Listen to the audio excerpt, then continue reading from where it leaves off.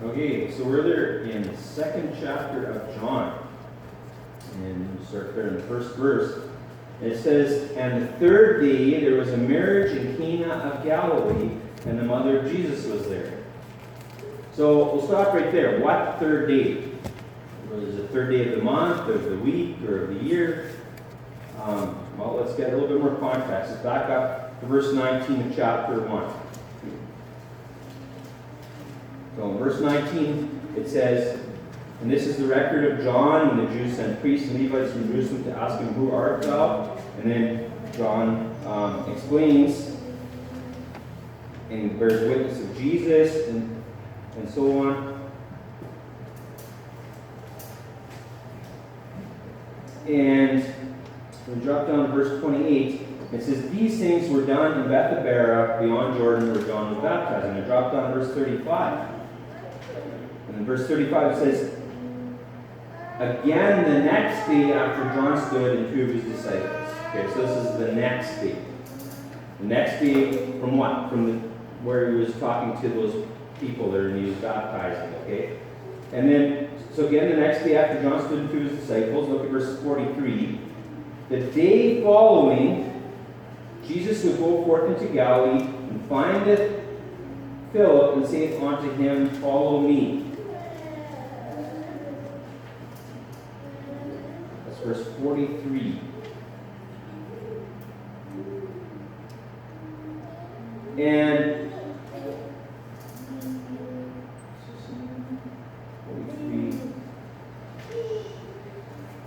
okay, so now, so we had the first day when John was baptizing and so on. And then it says the next day, John was standing there and two of his disciples. So that's the second day. Now this, us today, we call the third day, right? Where verse 43, where it says, "The day following, Jesus would go forth into Galilee and find Philip and say unto him, 'Follow me.'" So we would call that the third day, but it's not the third day, because if you look at the beginning of chapter 2, it says, "And the third day there was a marriage in Cana of Galilee, and the mother of Jesus was there." So this is not necessarily any particular month or week. This is just saying this is chronological events. First day, the next day, again the next day, and then the third day. Okay, it's chronological. Now it seems a little strange to us, okay, because we would call if the first day is Monday, we would call Wednesday the third day. But really, they would call Thursday the third day. And, well, we have a different culture, and this is just proof that you don't need to know the culture of them, because it explains in the beginning of John here, within like one verse more than one chapter, you can understand how they're counting days. They have the first day, then they have the next day, again the next day, and then the third day. So we would call it the fourth day, but it's not. And where this is important, for instance, in Luke 18:31-33, this is Jesus talking. "Then he took unto him the 12 and said unto them, Behold, we go up to Jerusalem, and all things that are written by the prophets concerning the Son of Man shall be accomplished. For he shall be delivered unto the Gentiles, and shall be mocked, and spitefully entreated, and spitted on, and they shall scourge him, and put him to death, and the third day he shall rise again." So, this is where people, not understanding the scriptures, will say, well, Jesus was crucified on Friday, and he rose on the Sunday. That doesn't count. That doesn't work, because Friday's the first day, and then if we use the same wording here, that means Saturday is the next day, and then again the next day would be Sunday, and then the third day would be Monday. And we know Jesus rose the first day of the week, so we've got to back up the day that he was crucified. Okay? So it was actually what we would call a Wednesday, but remember, the Hebrew day started in the evening. So as it's going from Wednesday to Thursday, as the sun's setting on Wednesday, it's turning into Thursday. That's when Jesus died. Okay? And so then you've got Thursday all day, Friday all day, and Saturday all day, and then the fourth day is actually the third day. And we know that's for sure the case because in Matthew 12:39-40, Jesus foretells of this. He says, "But he answered and said unto them, An evil and adulterous generation seeketh after a sign, and there shall no sign be given to it, but the sign of the prophet Jonas. For as Jonas was 3 days and 3 nights in the whale's belly, so shall the Son of Man be 3 days and 3 nights in the heart of the earth." Now it was Friday that he got crucified, and Sunday morning he rose up. No matter which way you try to add it up, you got maybe Friday evening, you got Saturday morning, so you got an evening in the morning, and then you got Saturday evening, and then maybe part of Sunday morning. That's only like maximum 2 days and 2 nights. So that doesn't work. You got Thursday, you got the evening in the morning, and then Friday, you got the evening in the morning. Saturday, you got the evening and the morning, and then you got the third day. So that's how you can get 3 days and 3 nights. We've just been taught wrong by the traditions of the Catholics and so on. Good Friday, if Jesus rose on Sunday, he was already in the grave on Good Friday. Okay, and his soul was in hell. But anyway, so sometimes when we read Bible, we kind of just skim over some details like that. You know, it's so easy. It's like, what is it? The third and fourth words of this chapter, and the third day. Okay, but the third day, that's when the marriage happened. But it's also a clue to tell us these are chronological events. Now, this doesn't mean the whole book of John is chronological, because sometimes the book will have chronological events and they'll add stuff at the end and you kind of go back and revisit some things, just so the flow stays there. But look, okay, so we'll keep going there, verse 2. Or actually, just to explain a little bit more about that. So you're just wondering, like, starting with 0. For me, it's not strange at all because I've learned how to do what they call PLC programming in electrical. You have this controller, it's called Programmable Logic Controller. And you start numbering things with 0. 0, 1, 2, 3, all the way to 15. That's one word of data. Or some of you might have heard of a byte. That's half a word. It's 8 bits. But without getting too detailed, all you should need to know is that starts with 0 and then goes up. Floors in Germany and other countries, the main floor isn't called floor 1. The second floor is called floor 1. But we don't have that here, so it's easy for somebody to deceive people here and about how many days Jesus was in the heart of the earth. But we'll keep reading. John 2:2. And both Jesus was called and his disciples to the marriage. Okay, so verse 1, on the third day there was a marriage in Cana of Galilee, and the mother of Jesus was there, and both Jesus was called and his disciples to the marriage. And when they wanted wine, the mother of Jesus saith unto him, They have no wine. Now why would Mary be saying this to Jesus, they have no wine? Jesus isn't the one that supplied the wine for the feast to begin with. Obviously, Mary had faith in Jesus Christ that he could perform a miracle, or at least come up with a solution. Okay, and in verse 4, Jesus said unto her, Woman, what have I to do with thee? My hour is not yet come. Okay, it sounds almost like he doesn't really want to do it. Like, it's not time yet for me to show him a miracle, but obviously, God allowed it to happen. Jesus did it. So, verse 5, his mother saith unto the servants, Whatsoever he saith unto you, do it. And there were set there 6 water pots of stone, after the manner of purifying of the Jews, containing 2 or 3 firkins apiece. So what is a firkin? If you do a word search in like eSword or some other Bible app, you will find out, like I did, it's the only place firkins are mentioned. So when you come across something like that, where you want to find out what a word means in the Bible, and it's the only place it's mentioned, you can go according to the context. Obviously, we know it's a form of measurement. Okay, but it's not something that we use today in Canada. But if you do a little bit of research, you find out it's not that long ago that people stopped using this firkin. And in some places, you might still be using firkin. Now, I looked it up.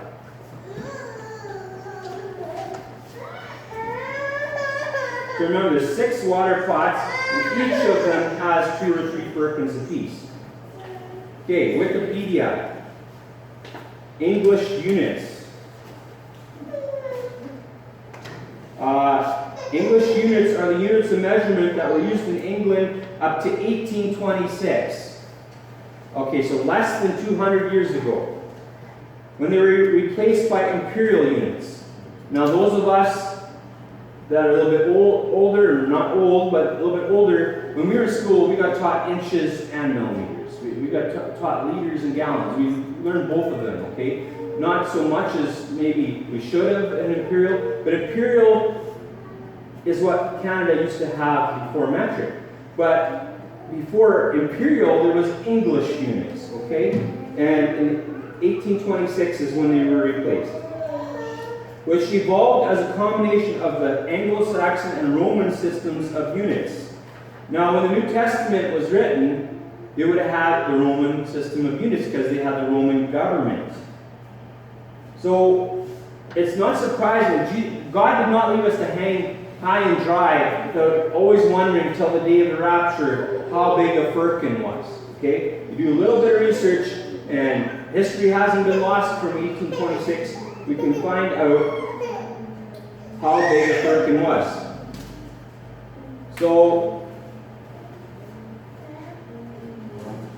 they actually had a bunch of different measurements that we don't use today. Like, for instance, we use a ton today, but ton here was spelled T-U-N, so that's the big one. And then they would have a pipe or a butt, which is half a ton. And then they would have a puncheon or a tertian, which is a third of a ton. And then they'd have a hogshead, which was a quarter of a ton. And a ton makes sense because if you know Low German, a ton is something that we would call a barrel. At least that's what we called it growing up. It was a ton, okay? And that's probably where it comes from because, you know, the Anglo-Saxon and Low German connection there. So a hogshead was a quarter of a ton. And then there was something called a tierce, so it was a sixth of a ton. And then there was an eighth of a ton was a barrel, and then 1/14 was a runlet. And they had all these different ones. And I haven't listed firkin here yet. And that's not in this drawing. We've got a little drawing of different sizes there. You can look at this after. But it's a liquid measurement. And sometimes it was used as a dry measurement as well. Now, a firkin is also in this list. So,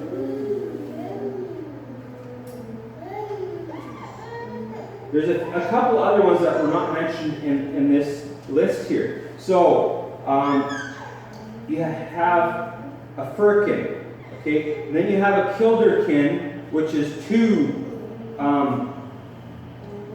firkins. And then you have a barrel, which is 4 firkins. And then you have a hogshead, which is 6 firkins. So we already said a hogshead was a quarter of a ton. Well, if you don't know how big a ton is, it doesn't really help you anything. But basically, to make a long story short, a firkin was standardized at about 9 imperial gallons. 9 imperial gallons. Now, in the U.S., they also use firkins, but of course they have the smaller gallons, right? They have 3.78 liters per gallon. We have the 4.54 liters per gallon, the imperial. Although officially we don't use the gallons anymore. I still calculate my mileage at miles per imperial gallon, and our gallon is 20% bigger than the American gallon. So if you take that 9 gallons per firkin, there's 2 or 3. That means there was like 18 to 27 gallons in these water pots. So that's not exactly a small one. Like, I think you know approximately like a 5-gallon pail is maybe about that high. And the 5 gallons, we have each water pot is 18 to 27. So you could have 4, maybe 5.5 of those 5-gallon pails of water in there, or 82 to 122 liters each, depending if it was 2 firkins or 3 firkins. 82 liters if it was 2, and 122 if it was 3. And obviously the firkin could change because at one time there was 8.5 gallons per firkin, so on, back and forth, depending on which chain was in power or if, let's say, a manufacturer wants to make more money, like, lobby to make the firkin smaller, then you can, have the same crop and get more firkins sold of your ale or whatever. So, just an interesting tidbit. God did not leave us hanging to never know how big a firkin was. If you just do a little bit of research, you find out that a firkin is 9 gallons. All right, verse 7.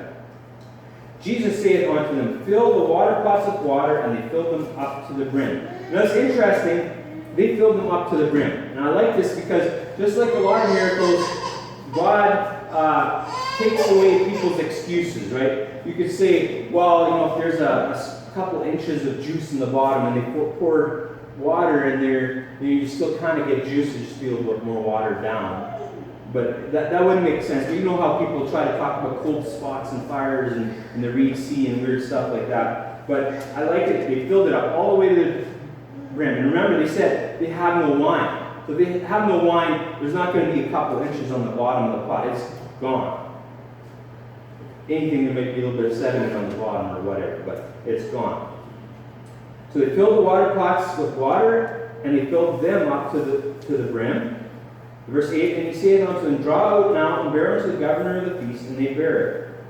When the ruler of the feast had tasted the water that was made wine, and knew not whence it was, but the servants which drew the water knew, the governor of the feast called the bridegroom, and saith unto him, every man at the beginning doth set forth good wine, and when men have well drunk, then that which is worse, but thou hast kept the good wine until now. So he's questioning him. Why do we do this? This beginning of miracles that Jesus in Cana of Galilee manifested forth his glory, and his disciples believed on him. So, and it's interesting, there's a ruler of the feast. You think, well, that's strange. Why do we have a ruler of the feast, and then you have the bridegroom and the bride? Well, today in a lot of weddings, you'll have like the master of ceremonies, like the MC, right? Like the person that okay, now we're going to cut the cake. Now we're going to do the opening of presents. Like that's after. This is the feast. Remember, this is the wedding ceremony itself. So, and then and of course, the groom and the bride hope that nobody's going to have open mic so they can tell embarrassing stories about them, right? And so there's this ruler of the feast. I don't know if he supplied. It sounds like he didn't supply the food, or at least not the wine, because he's asking the groom, why do you keep the good stuff till now? Usually people bring out the good stuff, and then once you're kind of satisfied, then you bring the stuff that's not quite so good. But the interesting thing is people use this passage to defend drinking alcohol. Number one, remember, in verse number 11, it says, this beginning of miracles did Jesus in Cana. If this was actually booze, you think Jesus would start his ministry making booze? Like that would be his flagship of his ministry, is making some alcohol, some wine, like alcoholic wine. This does not make sense. Okay? And on top of that, he wouldn't be giving them even more alcohol once they had well drunk with alcohol. Once they're almost staggering, then here's another 6 times 3 firkins. Here's another 18 firkins of booze for all of you to enjoy. No, he wouldn't do that. Okay? And I'm not trying to make anybody uncomfortable. Obviously, the Bible teaches that it's wrong, and I don't think anybody in this room has problems with this, but even if they did, don't worry, I'm going to step on everybody's toes eventually, including my own. Okay? I'm going to make everybody feel uncomfortable eventually, most likely. Alright? That's just what the Bible does. It convicts you. Okay? And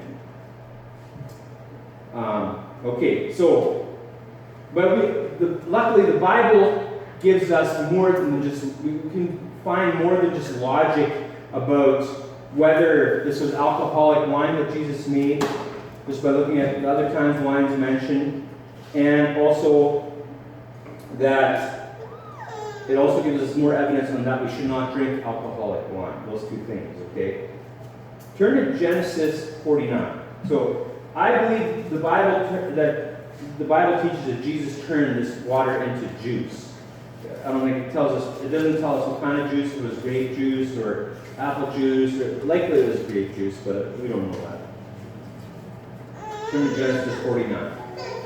And I used to think wine meant, every time it was mentioned, it meant alcoholic wine.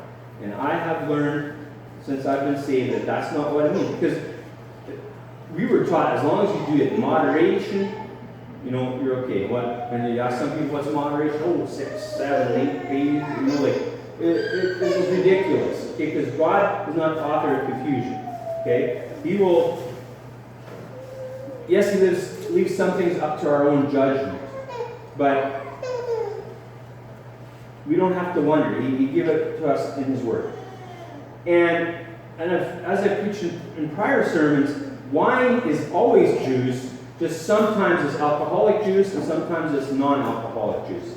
In Isaiah 65:8 it says, "Thus saith the Lord, as the new wine is found in the cluster, and one saith, destroy it not, for a blessing is in it, so will I do for my servants' sakes, that I may not destroy them all." So it's talking about wine found in a cluster, like a cluster of grapes. If that's wine already in there, it hasn't fermented, it's fresh juice. It's fresher than freshly squeezed juice because it hasn't even been squeezed yet. As fresh as you can get. If you're there in Genesis 49, let's look at verse 11. Verse 11, it says, the Bible says, "Binding his foal unto the vine, and his ass's colt unto the choice vine, he washed his garments in wine, and his clothes in the blood of grapes. His eyes shall be red with wine, and his teeth white with milk." So notice he says he washed his garments in wine, and then just like how the Bible often does, it repeats it again a different way. And his clothes in the blood of grapes. So wine is the blood of grapes. Cut out the grape, the blood of the grapes comes out. And what is that? Grape juice. You read that, it's so black and white, you can tell that wine is grape juice, or fruit juice if it's not grapes. So it's clear in the Bible that wine is not always talking about alcoholic wine. But the Bible does talk a lot about alcoholic wine. How do we know when it's talking about alcoholic wine, how it's just talking about fruit juice? Well, we get the context. For example, Proverbs 21. Proverbs 20, verse 1. "Wine is a mocker, strong drink is raging, and whosoever is deceived thereby is not wise." And if you tell anybody that likes to have some now and then, or more than now and then, like I work with some people that it seems like they talk about all the time. I think it's a great fun joke. And I just overheard them today talking about a Christmas party, and I'm definitely not going because they're going to be having alcohol there. They don't understand that wine is a mocker. Strong drink is raging. And that if you are deceived thereby, you're not wise. If you are deceived in thinking that it's okay to drink wine, when I'm talking alcoholic wine now, if you think that's okay, you're not wise. You're deceived. Proverbs 23, that's one that gets mentioned basically every sermon about alcohol. Proverbs 23:29. "Who hath woe? Who hath sorrow? Who hath contentions? Who hath babbling? Who hath wounds without cause? Who hath redness of eyes? They that tarry long at the wine, they that go to seek mixed wine." These are the after effects, or even before the after effects, the during effects of having wine. It says, "Who hath woe?" What does woe mean? Remember in Revelation where they say, "Whoa, whoa, whoa," right? There's like, watch out. Bad stuff is going to happen. That's what woe means. Like, watch out. "Who has sorrow?" So what's sorrow? It's like great sadness. "Who hath contentions?" What's contentions? Fighting. Okay? Arguing. "Who hath babbling?" Now babbling is like talking uselessly. You don't even know what you're saying. "Who hath wounds without cause?" "Who hath redness of eyes?" Your eyes get red. Wounds without cause is because you don't have the judgment. You talk about wounds without cause. It's people that have woe and sorrow by first drinking this alcoholic wine and getting behind a motor vehicle and killing themselves or other. That's wounds without cause. Or even if you don't kill somebody, it's just somebody gets a wound, right? Verse 30, they that tarry long at the wine, they that go seek mixed wine. That's who has woe, who has sorrow, who has contentions, and who is babbling, and has wounds without cause, and redness of eyes. But that's not all. It says, look not thou upon the wine when it is red, when it giveth this color in the cup, when it moveth itself aright. That doesn't mean that you're not supposed to look on only just red wine. It's okay to look on white wine. It's okay to look at beer because it's like a yellowish color. It's disgusting. That's not what it means. When the Bible, like it'll say, give a certain command, okay, that man shall not live by bread alone. Does that mean it's only talking about men and not about women? No, it means all mankind. Okay? So when it's saying, look not thou upon the wine when it is red, you can, if you make it out of potato peel and make vodka, you're not supposed to look at that stuff either. You shouldn't be making it, okay? At the last, when it gives this color and cup, when it moveth itself aright, it's a living organism. It's like bacteria or something. I'm not a scientist, but it's fermenting. It's got a reaction happening. At the last it biteth like a serpent and stingeth like an adder. Thine eye shall behold strange women, and thine heart shall utter perverse things. Yet thou shalt be as he that lieth down in the midst of the sea, or as he that lieth upon the top of a mast. They have stricken me, shalt thou say, and I was not sick. They have beaten me, and I felt it not. When shall I awake? I will seek it yet again. And you can say, remember, Proverbs 20, verse 1, it said, whosoever is deceived thereby is not wise. Okay. You learn from your mistakes. That's being smart, learning from your own mistakes. It's pretty stupid you do this once. But what does it say? When I shall awake, I'll seek it yet again. That's not smart. You're not even learning from your own mistakes. And a wise person will learn from somebody else's mistakes and not even do it once. Okay? So you young children and you older children, you guys haven't done stuff like this, don't even look at it, never mind taste it or sip it, okay? It's not worth it. It'll bite like a serpent and sting like an adder. Those are snakes. You don't want to get bit by a snake. Don't look at it. Don't smell it. Don't taste it. Don't even look at it. And it says it'd be like something that is lying down in the midst of the sea. Just lie down in the middle of the ocean. The ship keeps cruising away. You're lost. You might be able to float for a while and then bloop, bloop, bloop, bloop to the bottom, or the shark food or whatever. Okay? Or somebody that's lying down on top of the mast. The mast is a pole, right? And you're lying down this way, that wouldn't feel too good. Plus, you could fall off really easy. So, what alcoholic wine does is it makes you do things that you normally wouldn't. Your judgment is impaired. And like these people that think, well, it's okay to drink in moderation. Okay, well, you drink couple in moderation or whatever moderation is to you. Well, now your judgment is impaired from not drinking even more. And you drink more and more. And I realize not everybody does it, but I think if eventually if people keep doing it, eventually it'll get worse. So it takes away your judgment. And the other thing what it does is it takes away your defenses. Okay? So defenses from the strange women. Defenses from people like Noah's son. What his son did to him. We don't know exactly, but it was a shame. Noah was mad and cursed him when he woke up.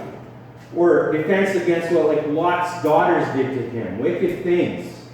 Okay? You don't want to drink alcohol because it'll impair your judgment and it'll make you less defense. It'll make you more defenseless. But just imagine. You hear all these bad stories of violence and stabbings and robberies. I would be interested to know what percentage of those things happen either when somebody's been at a bar or leaving a bar, or been at a party or leaving a party that's had alcohol. I think that would be a big percentage. I can't say for sure. So it takes away your judgment and your defenses. And what people say, okay, like, so this is a big one, right? That Jesus made water and wine. That's one I used to use. Well, you can't say that that's wrong to drink wine because Jesus turned the water into wine. Well, no, he didn't. Yes, he did, but not alcoholic wine, the kind of people are talking about when we talk about that. But then another thing they'll say is, well, the Bible teaches us to use wine in communion, or in the Passover. Jesus had it, they'll say, In Leviticus 10, starting verse 8, the Bible says, "And the Lord spake unto Aaron, saying, Do not drink wine nor strong drink, thou nor thy sons with thee, when you go into the tabernacle of the congregation, lest ye die." That's a strong warning. "It shall be a statute forever throughout your generations." Saying, don't drink alcohol, don't drink wine when you're going into the temple.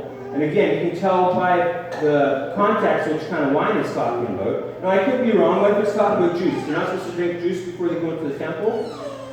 Or else they'll die? Okay, that doesn't make sense. Alright? They weren't supposed to drink. Does that mean they could just do it other times, just not when they're going to the tabernacle because they're going to die? No, that's not that. At other times it was wicked too, but if they would have done that when they go in the tabernacle, God could have struck them dead. But people might say, well, how do you know this isn't regular juice? In the next verse, that you may put difference between holy and unholy, and between unclean and clean. Okay, fruit juice is not unholy. You can tell just by that. The fruit juice is not unholy, it's not unclean, unless you somehow make it unclean. But that's the kind of arguments people want to use. At Passover and communion, they use wine. Look at Luke chapter 22. And what are the elements of a communion, right? You have the unleavened bread. What's leaven? It's like yeast. It's a bacteria that helps it get bubbles in there so you get soft bread, not hard bread. Okay? Exodus 13:7 says, "Unleavened bread shall be eaten 7 days, and there shall no leavened bread be seen with thee, neither shall there be leaven seen with thee in all thy quarters." So they weren't supposed to eat unleavened, they were not supposed to eat leavened bread. Not only were they not supposed to eat leavened bread, they weren't even supposed to have it in the house. Not only were they not supposed to have leavened bread in the house, they weren't even supposed to have leaven in the house. Okay? We would still have to keep the Old Testament today if we did. Oh, check out all the yeast. You gotta buy new stuff for the year. So they weren't supposed to have leaven in the house. But people will have you to believe that, well, for communion we'll have unleavened bread, but then we'll have wine that has leaven in it, because fermented wine has leaven in it. It has a bacteria, sort of like yeast, or maybe even does have yeast, like in beer, I believe it has yeast, and maybe in wine. I'm not a beer or wine scientist here. But you see how that's a contradiction? Make sure you don't have any leaven in your bread, and you're not supposed to eat it. You're not even supposed to have that bread in the house. You're not even supposed to have any of that leaven in the house, but yet you can have the wine with the leaven in your house. You see how that would be contradictory? You can't have it both. And what does leaven represent in the Bible? In 1 Corinthians 5, the Bible says, starting in verse 6, "Your glorying is not good. Know ye not that a little leaven leaveneth the whole lump?" You don't need much leaven to mix a batch of bread. A little goes a long way. And of course, I haven't done it myself. I've never baked bread, but I've heard and I've watched. Okay. But verse 7 says, "Purge out therefore the old leaven, that ye may be a new lump, as ye are unleavened. For even Christ our Passover sacrifice for us. Therefore let us keep the feast, not with old leaven, neither with the leaven of malice and wickedness, but with the unleavened bread of sincerity and truth." So leaven represents sin in the Bible. So if leaven represents sin, okay, the unleavened bread makes sense. You don't want to have any sin in your bread. Grape juice would make sense. It has no leaven either. But if you have alcohol, you have leaven. Okay? And leaven represents sin. If you're there, Luke 22, let's look at verse 14. Luke 22:14.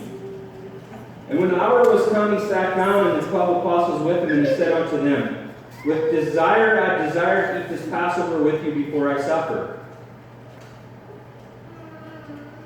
For I say unto you, I will not any more eat thereof until it be fulfilled in the kingdom of God. And he took the cup and gave thanks and said, Take this and divide it among yourselves. For I say unto you, I will not drink of the fruit of the vine till the kingdom of God shall come. And he took bread and gave thanks and brake it and gave unto them, saying, This is my body which is given for you. This do in remembrance of me.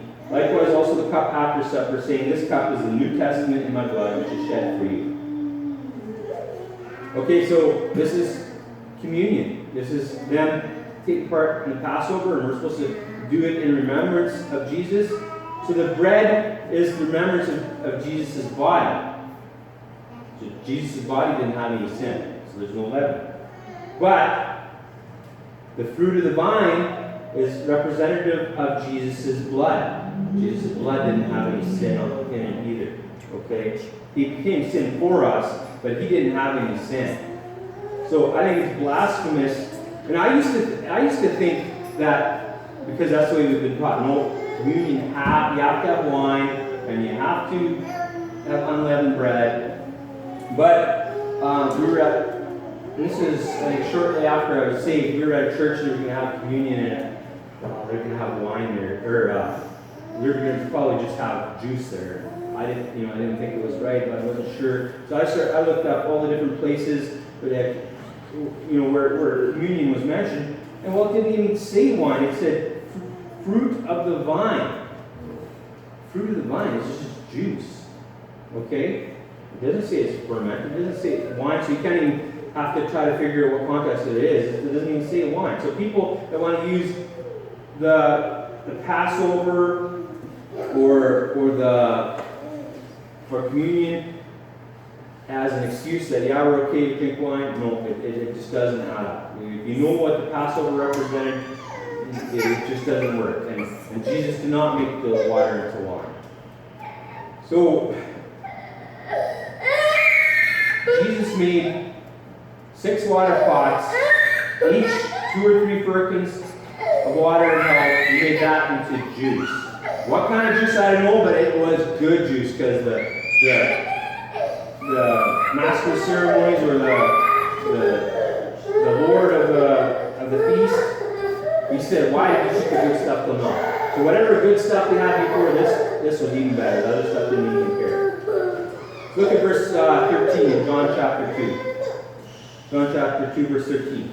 And the Jews' Passover was at hand. We just finished talking about the Passover. And Jesus went up to Jerusalem, and found in the temple those that sold oxen and sheep and doves, and the changers of money sitting.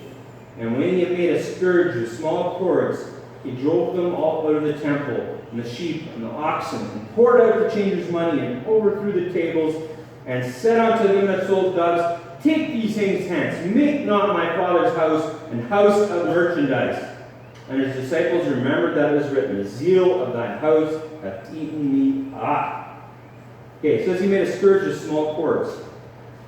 What's the difference between a cord and a rope? A cord is thin, a rope is thicker. Okay? And he's making it somehow a scourge of small cords. Now, a simple way to do that is just to braid it. Now, when I first learned how to braid, it was a baler twine. And that was so cool. You could take 3 pieces of baler twine with the same length and tie it at one end. You could start, alternating in like that. You can make a thicker rope. It was so cool. I mean, baler twine was something you could have for free, because when Grandpa would feed the cattle hay, well, there's all these strings left over. You can make your own rope. It was cool. But anyways, he took, and there's different ways, more fancier ways to do that. You can make yourself a machine to twist 3 or 9 ropes together in a nice, you can do it at home out of basically just leftover materials. One day maybe I'll have to do that. But anyway, so he takes these small cords, and it takes time to make this scourge. Scourge is a whip. And he's braiding them together, or whatever he's doing, and it didn't cool down. Okay? But the thing is, he didn't just fly off the handle and go in there and start flipping tables over. No, he had time to think about it, and he doesn't get any less mad, it seems like. Okay? And he goes in there with a whip, and he drives out the animals. Imagine having animals in church. Like, that would just seem bad. Obviously, in the temple in the old days, they would have the sacrifices, but I don't think they brought the live animals there. And if they did, they might have killed them right away, right? but it was not like they would have like a stall in the temple, while you're trying to have your church service or whatever, you know. And so he goes in there, he chases the animals out, he pours out the money. Just imagine if you're at like a farmer's market or a craft sale or something, you just go start flipping tables, dumping people's money out, and you know, some people will be scared because they've got a whip, and other people will be so greedy they're trying to go on the floor, catch all the money, and you know, just make chaos basically. It would just be a big uproar. But he had every right to do that, because what did he say? He says, take these things hands, like, get rid of this stuff. He's telling, don't make my Father's house the house of merchandise. And what's merchandise? It's stuff that you can buy. It's like you go to the mall and you buy merchandise. Or nowadays, you go to Amazon and buy merchandise. Or eBay and you buy merchandise, right? Or whatever your favorite store is. And then you got to wait for 3 months and hopefully they ship it from China. Otherwise you forget about it. Oh, time ran out. I can't even get my money back. Like sometimes happens.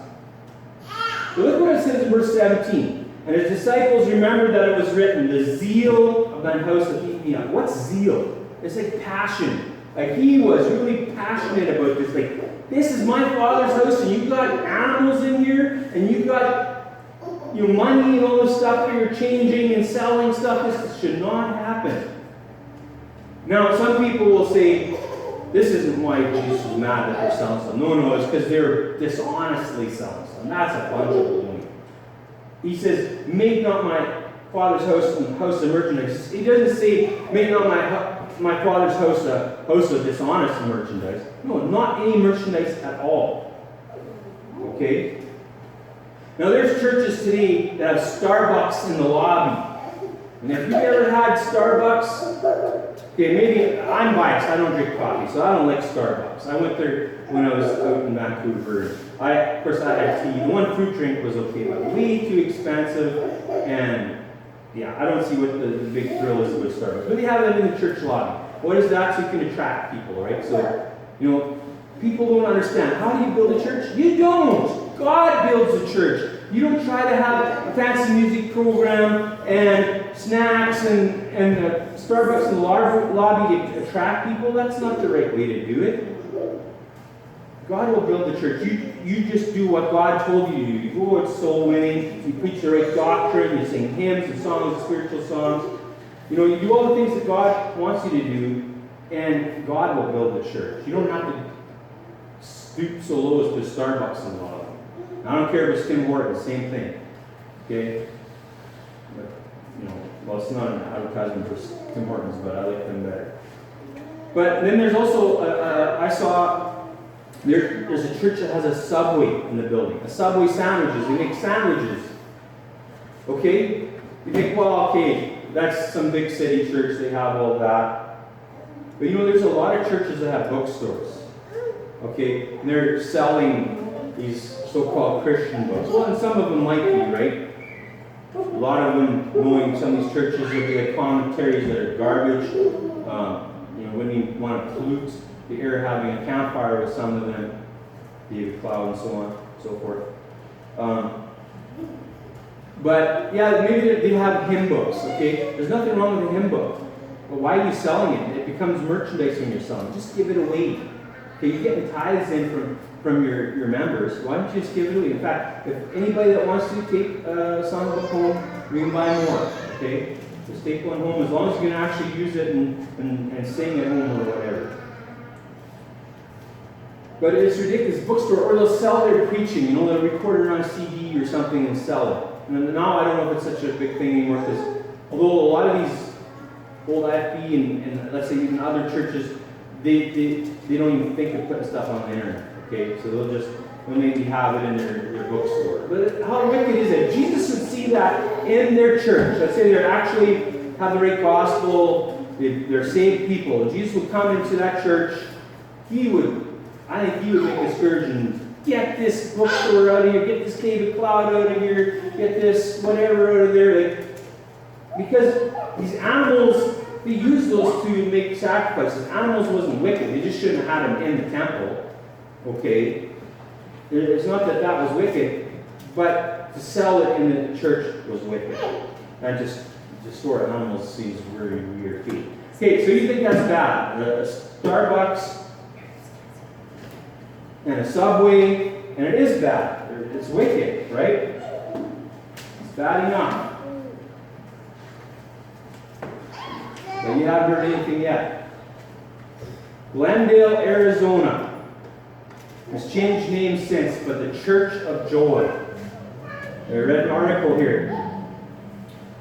It starts out, Patty Anderson and her husband Gary found faith where they least expected it. He on the free throw line and she swathed in sweats in an aerobics class.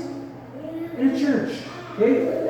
It happened at the 50,000 square foot activity center of the Southeast Christian Church here, where pumping iron and praising the Lord go hand in hand. Amenities at the gym include 16 basketball courts and a Cybex health club, free to churchgoers, where the music is Christian and the rules ban cursing even during the cultural good. And Jesus won't come in with a whip then, will he? Yeah, right. I really had no intention of being part of a church called Gary Anderson, a physiology professor at the University of Louisville School of Medicine. But hoops at this 22,000 member megachurch led him to the sanctuary. And after 3 years, he said like a slam dunk, the sermon sunk in. This is a Southeast Christian church. And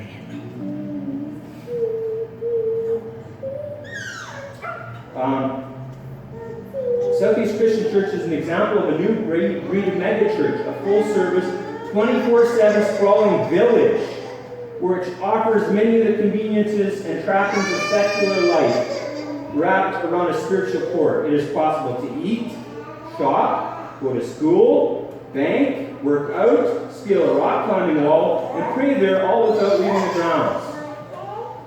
These churches are becoming civic in a way unimaginable since the 13th century in its cathedral towns. No longer simply places to worship, they have become part resort, part mall, part extended family, and part town square. Okay, so I got mixed up. That's Southeast Christian Church. Now, in Glendale, Arizona, the 12,000 member Community Church of Joy, which has a school, conference center, bookstore, mortuary on its 187-acre property, has embarked on a $100 million campaign to build a housing development, a hotel, convention center, skate park, and water slide park, transforming itself into what Dr. Walt Falstad, the senior pastor, calls a destination center. And it goes on and on for a few pages. They put in the McDonald's and different stuff like that. And there's a couple other churches listed. But it's ridiculous. It's not only is it the bookstore, not only is it the bookstore and Starbucks or Subway, it's like a whole mall with like activity center. You can work out, 16 basketball courts. You can go to the gym. It's just ridiculous. It's like it's a mall basically instead of a church. Now Jesus got mad at them for selling animals in the temple, and rightly so. And he according to change his mind over through the table. Now I didn't check these people's beliefs in salvation really, but you can tell they're not right. Okay, you can tell by their fruit. Now, when it talks about telling somebody by their fruit what kind of fruit they have, that's not talking about just anybody. That's talking about preachers and prophets. I mean, this fruit, it sounds like covetousness and just having a fun center. It's ridiculous. Glendale, Arizona, I didn't see it down there. Oh, now I think it's called Dream City. I looked it up. I think it's called Dream City, and they amalgamated with another church or they merged, just like corporations nowadays do. Like these mega churches are basically corporations. And, like, let's do a takeover and their church can become even bigger, maybe instead of 12,000 or 22,000 people or whatever. But turn to Psalm 69. Psalm chapter 69. Psalm 69. So in John 2 verse 17, it says, "And his disciples remembered that it was written, the zeal of thine house hath eaten me up." Okay, so they remembered it was written somewhere. And guess where it was written? Yeah, Psalm 69, you're right. In verse 9 it says, "For the zeal of thine house hath eaten me up, and the reproaches of them that reproach thee are fallen upon me." Now you read through Psalm 69, and we won't now for sake of time, but you can just read this and this is Jesus, this is Jesus. You can just tell that. They that hate me without a cause are more than the hairs of my head. This is verse 4. They that would destroy me, being mine enemies wrongfully, are mighty. Then I restored that which I took not away. And verse 8, I am become a stranger unto my brethren, and an alien unto my mother's children. All the disciples ran away from him. You can tell. And for the zeal of thine house hath eaten me up, and the reproaches of them that reproach thee are fallen upon me. And obviously this is about Jesus, right? When he says, I became a stranger unto my brethren. Well, guess what? When you get saved and you actually want to serve God, oftentimes you become strangers to your brethren, your actual physical family. But we got a spiritual family. We have Jesus Christ, we have God the Father, we have the Holy Spirit, and then we got all our brothers and sisters. So, I was going to read a few more verses there in Psalm 69, but we'll keep going. John chapter 2, verse 18. So, the zeal of thine house, the zeal, remember, it's just passion, okay? It's eaten me up, it just really bothers me. If something eats at you, it just really irks you, okay?